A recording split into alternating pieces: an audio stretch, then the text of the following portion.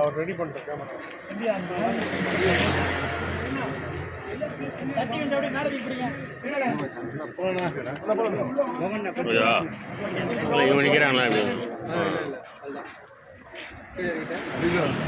ஒவ்வொரு வருஷமும் கட்டாய கல்வி உரிமை சட்டத்தின் காரணமாக 1.5 லட்சம் ஏழை குழந்தைகள் தனியார் பள்ளிகளில் சேர்ந்து வந்தார்கள்.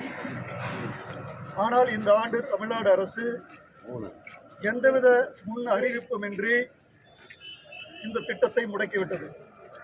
எதுவுமே சொல்ல, அப்படியே அந்த போர்ட்டல் ஓப்பன் பண்ணாமையே இழுத்துட்டு போனாங்க. எங்களுக்கு சந்தேகம் வந்துருச்சு, தமிழ்நாடு அரசு ஏதோ திட்டம் வச்சிருக்காங்க. உடனடியாக நாங்கள் நீதிமன்றத்துக்கு போனோம். தமிழ்நாடு அரசு இந்த திட்டத்தை நிறைவேற்ற மாட்டான்னு சொல்லியிருந்தா ஏற்கனவே ஏப்ரல் மாதமே அறிவிச்சிருக்கணும், மத்திய அரசாங்கம் பணம் கொடுக்கல, நாங்கள் திட்டத்தை அறிவிக்க மாட்டோன்னு. ஆனால் ஒன்றுமே சொல்லாமல் மறைமுகமாக இழுத்துக்கிட்டே வந்தாங்க. எங்களுக்கு சந்தேகம் வந்து உடனடியாக நீதிமன்றத்துக்கு போனோம். நீதிமன்றத்தில் வந்து என்ன சொன்னாங்கன்னா, மத்திய அரசாங்கம் எங்களுக்கு பணம் கொடுக்கலன்னு சொன்னாங்க. மத்திய அரசாங்கத்தையும் நீதிமன்றம் கூப்பிட்டுச்சு. மத்திய அரசாங்கம் என்ன சொன்னாங்க, புதிய கல்விக் கொள்கையில் கையெழுத்து போடாதனால நாங்கள் பணம் கொடுக்கலன்னு சொன்னாங்க. நீதிமன்றம் எல்லாத்தையும் விசாரித்து ஒரு நல்ல தீர்ப்பு சொன்னாங்க. மத்திய அரசாங்கம் பணம் கொடுக்காமல் இருக்கிறது தப்பு, புதிய கல்விக் கொள்கையும் கட்டாய கல்வி உரிமை சட்டத்தையும் சேர்த்தக்கூடாது, இது வேறு அது வேறு, அதனால் நீ பணத்தை கொடுத்துடணும் அப்படின்னு மத்திய அரசாங்கத்திட்டே சொல்லிட்டாங்க. அதே மாதிரி மாநில அரசாங்கத்துக்கிட்ட என்ன சொன்னாங்கன்னா, பணம் வர்ற வரைக்கும் நீங்கள் காத்துக்க வேண்டாம், உடனடியாக நீங்கள் வந்து இந்த திட்டத்தை தொடங்குன்னு சொன்னாங்க. ஆனால் மாநில அரசு நீதிமன்ற தீர்ப்பை அமல்படுத்தலை, மத்திய அரசாங்கமும் இந்த நீதிமன்ற தீர்ப்பை கண்டுக்கல. நீங்கள் யோசிச்சு பார்க்கணும், இது சாதாரண பிரச்சனை இல்லை. 8 லட்சம் மாணவர்கள் பள்ளிக்கூடத்துக்கு போகணும், 1.5 லட்சம் மாணவர்கள் எல்கேஜியில் சேர முடியல, இன்னைக்கு வீட்டில் இருக்காங்க. சரி, இந்த ஏழை குழந்தை பணம் இல்லை, பணம் இருக்கிற பக்கத்து வீட்டு குழந்தை தனியார் பள்ளிகளுக்கு எல்கேஜிக்கு போகுது. அந்த பணம் இல்லாத குழந்தைகள் சேர்றதுக்கு வாய்ப்பு என்ன? இந்த ரைட் டு எஜுகேஷன் தான். இப்போ சேர முடியல. கவர்மெண்ட் ஸ்கூலில் எல்கேஜி எல்லா ஸ்கூல்லையும் இருக்கா? இல்லை. பல வருஷமாக நாங்கள் அதுக்காகவும் போராடிட்டு இருக்கிறோம். ஆனால் இது வரைக்கும் எல்லா ஸ்கூல்லையும் எல்கேஜி இல்லை, 10% பள்ளிகளில் கூட கிடையாது. அப்போ இந்த 2 வருஷம் அந்த குழந்தைகளுக்கு கல்வி போச்சா இல்லையா? நீங்கள் யோசிச்சு பாருங்கள்.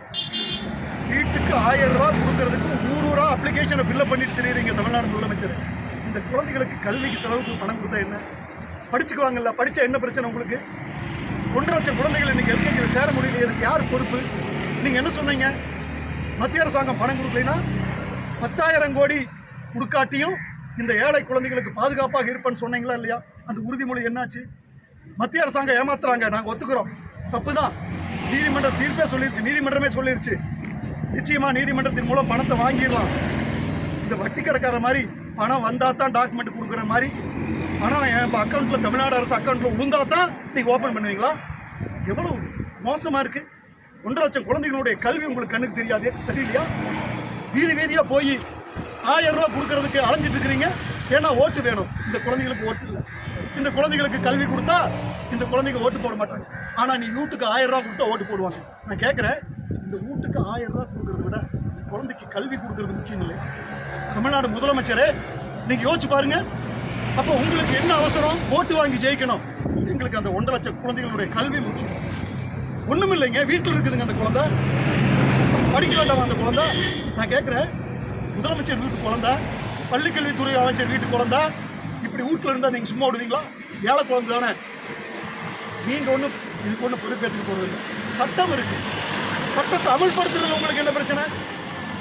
சட்டம் இல்லாமல் இருந்தால் பரவாயில்ல, நாங்கள் உங்களை கேட்கல. ஆனால் சட்டம் இருக்குது, ஓப்பன் பண்ணுங்க. ஒரு 300 கோடி ஒரு பெரிய பிரச்சனை இல்லை தமிழ்நாட்டுக்கு. அந்த பணம் வரப்போகுது.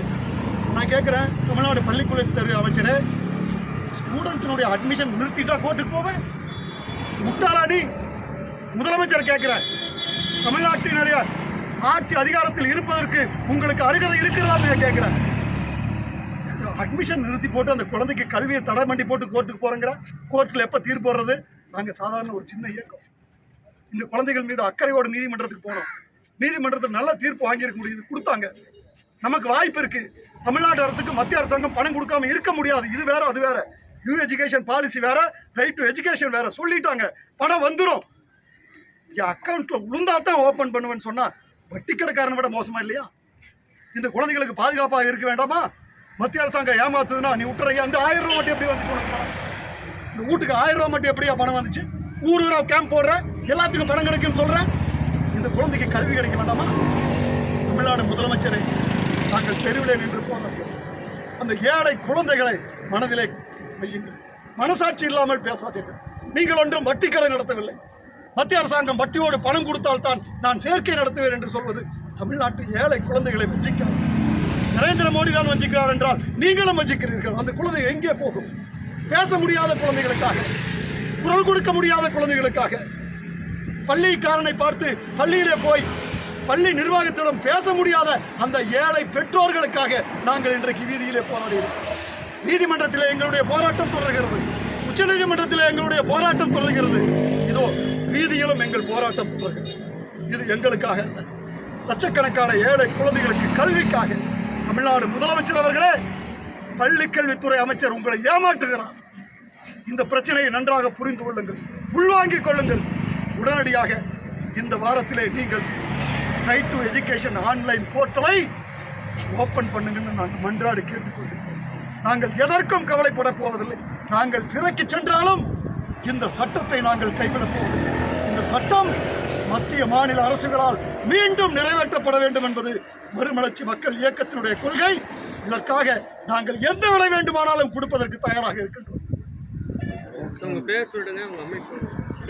என்னுடைய பெயர் ஈஸ்வரன், தலைவர் மறுமலர்ச்சி மக்கள் இயக்கம்.